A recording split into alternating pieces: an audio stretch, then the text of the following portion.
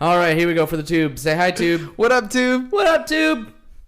Alrighty, and last but certainly not least, for the pod, in 3, 2, and 1. Welcome to another episode of Business Bros. What up, ladies and gentlemen? Oh, wait. Is it? Oh, no, it's Tuesday. It's Tuesday. S-H-I other T. S-H-I other T. I'm calling it Tough Tuesday, dude. It's my Tough Tuesday.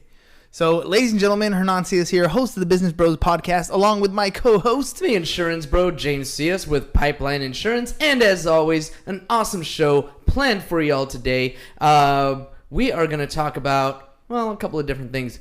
But first, 365 pairs of shoes is what we're shooting for. So if you have new shoes, used shoes, or you want to donate cash, hit James up 619-884-0045 or James at csfirst.com. He'll ride out there on his Harley. I already said it. Yeah. He'll ride out there on his Harley, pick up those shoes. 37 pairs of shoes is the most we've had in that saddlebag, but we're willing to go just a little bit more, or heck, a lot more. Bring it. But let's get this thermometer going higher. Get it up there. 365 pairs of shoes. Next is dronequotes.net. Ladies and gentlemen, if you're thinking of solar, real estate professionals, mortgage professionals, if you got clients even considering solar, make it the easy way to do it. Why sit your client through a bunch of different sales reps that are going to come and try to sell them? Your people want to buy, they don't want to be sold. So you got to go to dronequote.net /business bros. They'll bring out a drone. It'll go and take pictures of the rooftop. There it is. It'll take pictures of the rooftop and take out the measurements, send them out to roofing companies, send them out to solar companies, and then your buyer can sit back and look at the different quotes and pick the one that works best for them. Dronequotes.net /business bros is the way to do solar. Nobody else is doing it. It's veteran owned. Take advantage of it. Dronequotes.net /business bros with 1 O. With 1 O. All right. So, what's going on with you today, man? Dude, so I saw this post on LinkedIn, right? Called Truth Bombs. The Truth Bomb. Truth Bombs. I was like, dude, this is epic. I love this thing. So I stole it and I repurposed it and I put it in the Facebook. And it's gotten good results. A lot of shares. So I figured we'd talk a little bit about this. And then the other thing I wanted to talk about is, are you prepared for a market change? We're entering the fourth quarter. Things are changing.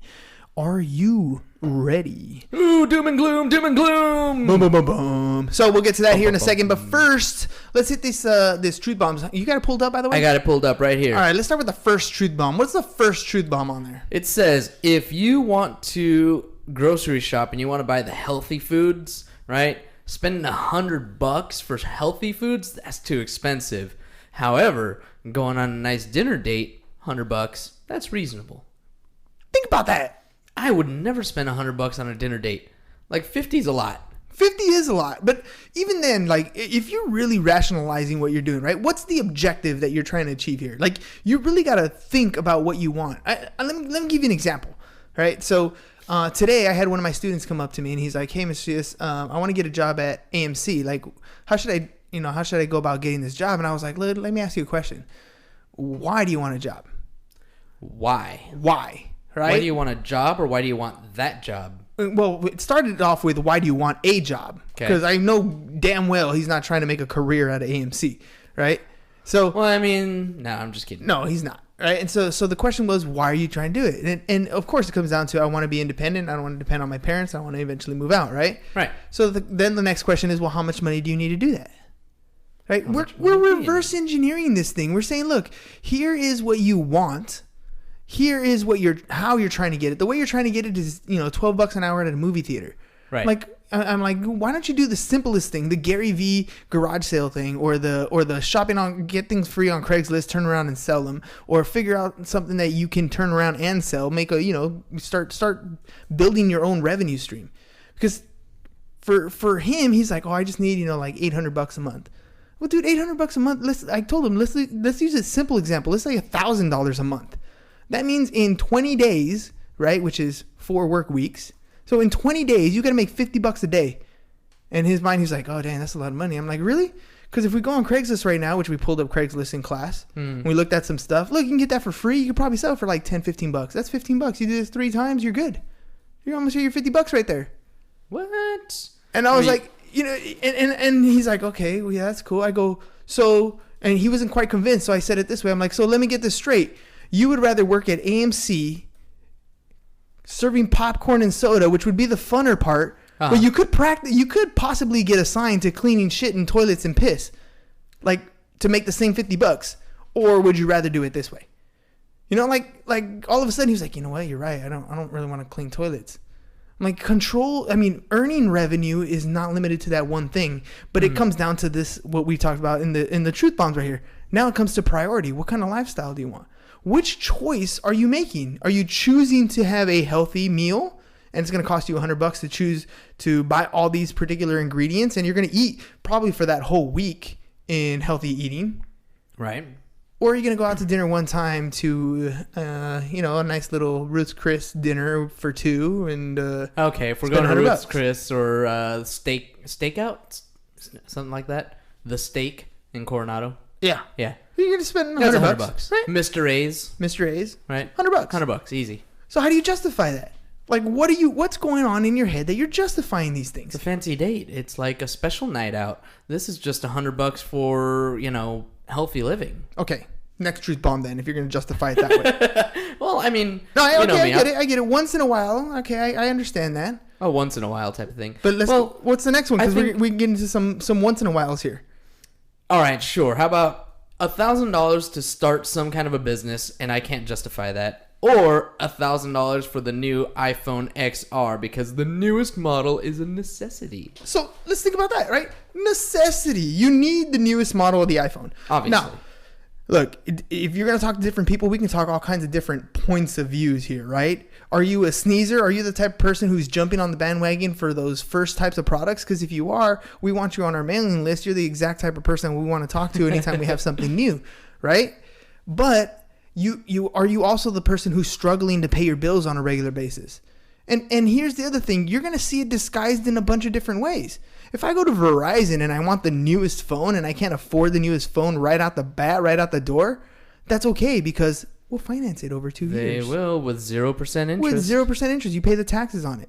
So, we start to rationalize these things and it eats out of our own pocket versus if you take that same $1,000 and you invested it in creating your own revenue stream, your own business, you can buy that phone over and over and over again with the revenue created. But I don't think it's just the justification for that on what the $1,000 is going to buy, right? It's not just the starting of the business. It's when you think of a business, it's like, oh, well, now I got to do more work. Right. That's also part of the perspective. Give me another truth bomb real quick. Drop me another truth bomb. How about this one?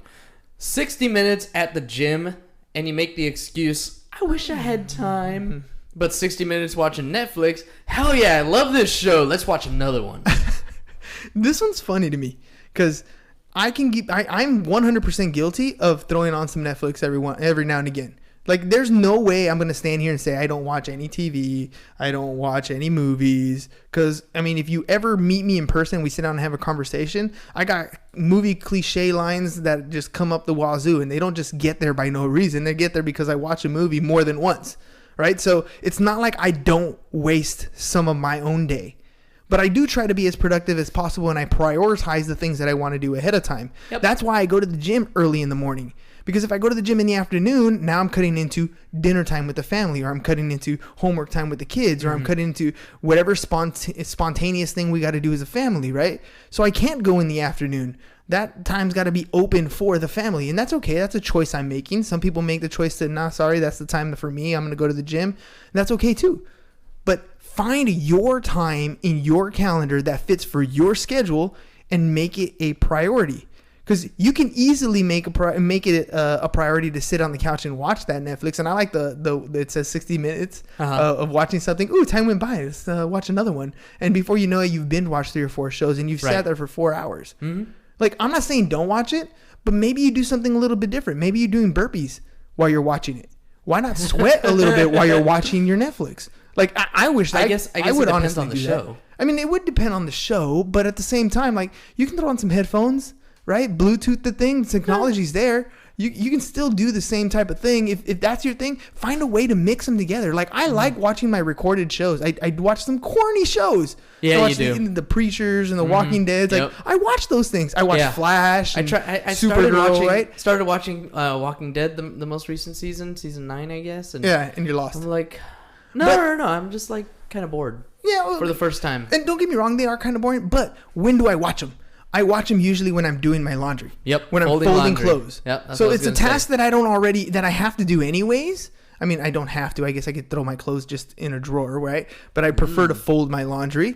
And I'm folding my laundry, my wife's laundry, the kids' laundry. And I don't mind doing it because that's also my TV time. Right. Right? And try to make some things, prioritize your things. And so I record my shows so that I don't have to watch the commercials. And it cuts down the 1 hour show to about 40 minutes. So I have another term for this whole thing that we're talking about. And this is the one that I learned... I want to say in like my first econ class in college, and like it has stuck with me.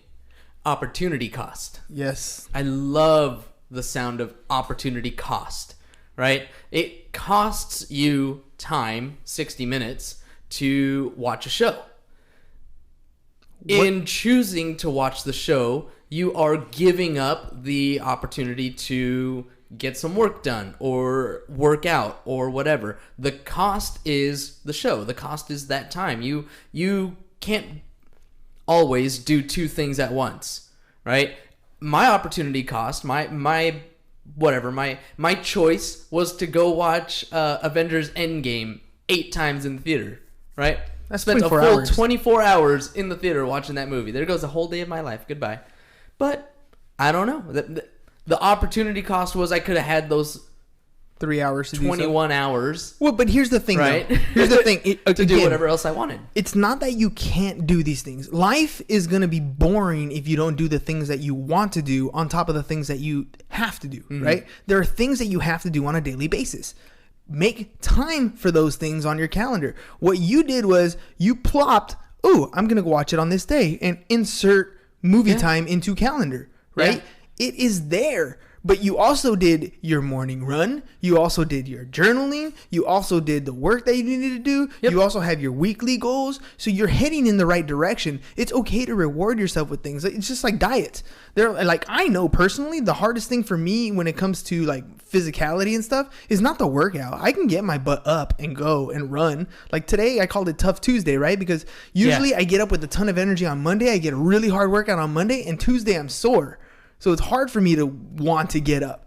But I go and I do it. I can get myself to do those things. Diet? That's a different ballgame. That one's tougher. And that's really 80% of your physique and everything in sports or physical anything, right? Dieting is the biggest part, but it's also my weakest part. But I'm not, again, what's your goal? My goal is not to, I'm not looking to model or be on stage and show body off or anything like that. I just want to stay comfortable. I want to have that energy in the day. I want to feel like, I'm accomplishing part of my schedule. If I do ever want to get into that nice, beach bod physique, then guess what? I know what I need to do to get there. I know what sacrifices I need to make. But opportunity cost, even people who are in like very strict meal plans, I think of Dwayne "The Rock" Johnson, for example. Right. He even has a cheat day, and he'll have that stack of pancakes that he wants, right?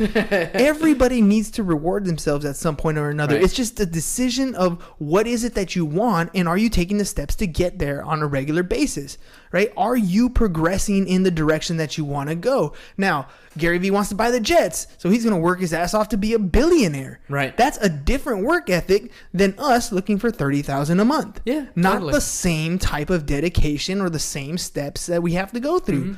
We're both working towards our goal. We just have different ambitions. I know he's working 18 hours a day and rarely comes home, and but he's doing what he loves to do. It's funny because I got an invitation to go for another karaoke night tonight. Our buddy DJ V, friend of the podcast, AI Entertainment, he's hosting at another spot, different from the one I go to on Thursdays. And so I'm sitting here and I'm like, I want to go because I want to go and support my friend. Yeah. And I love karaoke, right? But when I got the invite, I'm like, I don't know. My boss doesn't like it when I stay out late 2 nights a week. Well, let me ask you who your boss is. You. It's a guy named James. But that's the thing, right? You have to be accountable. You're accountable to you. Here's something that came to my mind today, right? My boss is a jerk. Your boss is a jerk. Yeah. I hate that guy. Love him Because Ham wants to go party, right? Ham wants to go out there and do some karaoke and, you know, have a drink and have a good night and, like, get home kind of late, whatever. But James knows that if Ham stays out late, James isn't going to get up at 4:40 in the morning and have his journaling time and reflect on the day before and set intentions for the day ahead and go out and get a good run and a good walk and all this stuff. Opportunity cost. Speaking of opportunity cost. Which one of these am I going to give up? Speaking of opportunity cost, how much are you wasting in time if you don't call dronequote.net when it's time to get solar? I like the way you did that. You're losing a lot of time sitting there listening to solar presentations when all you really want is the quote. You just want to know how much it's going to cost. You've already sat through the first one. You already know what it is you're looking for. Why are you wasting your time sitting in front of these presentations when you could just get a bunch of quotes in one fell swoop? It's simple. You just go to dronequotes.net/business bros. Oh, it's right here somewhere. Boom, boom, boom, boom. /business bros. And all they're going to do is bring somebody over. They're going to get a drone. Nobody needs to crawl on your roof. They take pictures of your roof, send it over to roofing contractors. They send it over to solar contractors. They come together. They give you all the quotes you need. They're fighting for your business. Why are you wasting your time? You're losing a lot of time and money. It's opportunity cost going out the window because you're sitting there not doing solar the right way. You got to go to dronequotes.net/business bros if you're thinking anything when it has to do with solar. Yeah. Boom. Well done, sir. Well done. One more thing on opportunity cost, by the way. Fourth quarter is here. Like, it's right around the corner. We're like almost there. We're a few days away from the end of the third quarter, going into the fourth quarter.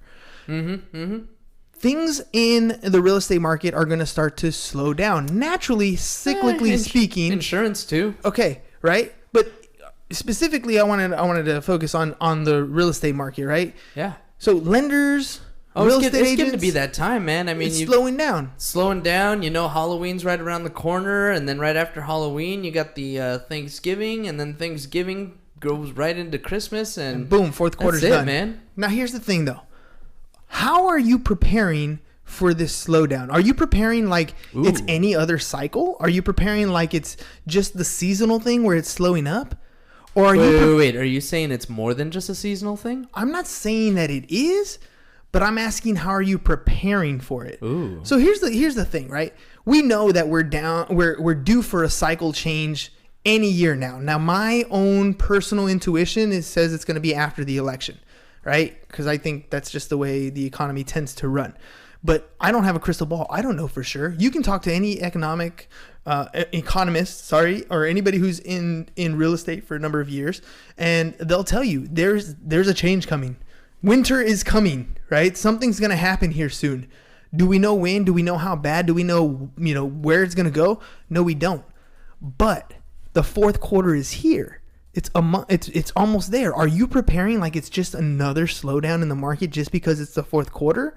Or are you preparing for major change? The reason why I bring it up is simple. If you're preparing for major change and then it's just cyclical, you're ready to rock and roll come Q1.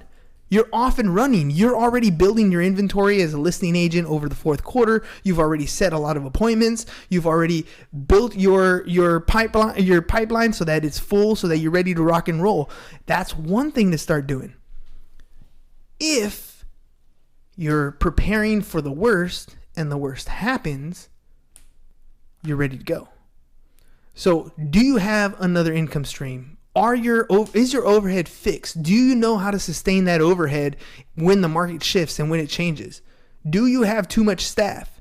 Are you in a position where you're barely making it right now, and if the market changes, are you going to be afloat or are you going to fold?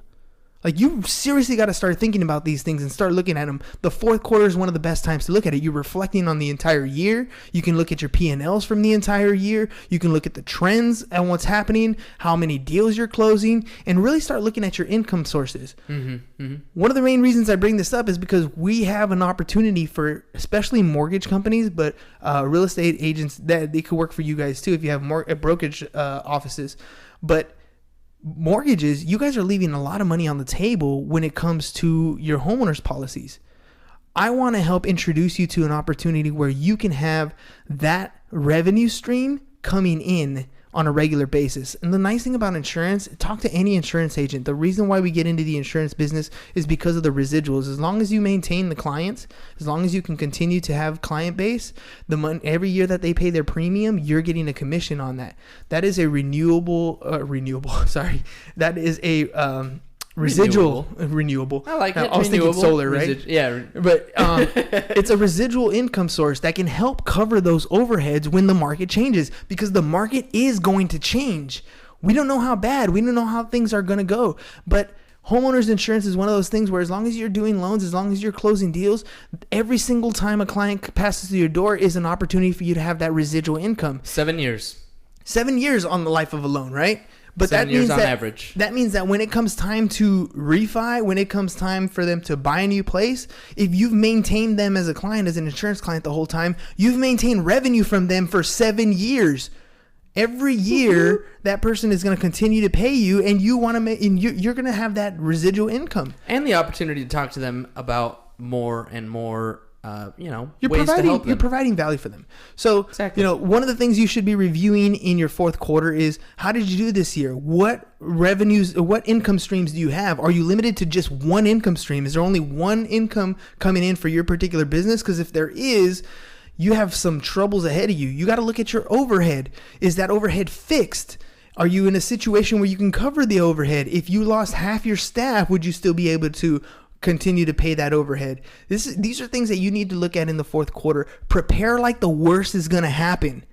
And then if it doesn't happen, you're in a good position. You've really taken a deep dive into your business so that you know how you're going to survive the downturn. If it pops up and we thrive, you really know where your weak spots are, so you know how to fix the weak spots.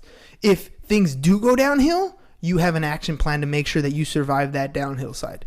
So, I just want to make sure you guys know that this opportunity exists with us. Hit James up. He's the insurance guy. That's the opportunity that we have. We've had our insurance business for, Pipeline started, I think, I want to say 2009. So we've been in business for quite some time. We have 40 plus agents across California, and we're going to start increasing that and looking for mortgage partners so that you guys can benefit from what we're doing. So if you guys need help with that, if that's something that you're interested in, or at the very least, if you're not interested in that, take a look at your fourth quarter numbers. Maybe you want an outside opinion. Let us know. Hit James up, 619-884-0045, or james@csfirst.com. You want to talk to me? We can sit down and talk about all your overall plan too. 619-884-4915, or hernan@csfirst.com. That's on my banner too. But hey, I'm gonna put you on the spot really quick, because you said something a little while ago about our insurance agents bringing value. Right over your right shoulder there's a box that is slightly hidden. GetLundy.io. That guy right there? That guy right there. Do you know how we're doing on that Echo Dot giveaway? I don't know. But you know what? I'm gonna throw it out there too, because I know they're trying to make this a huge launch.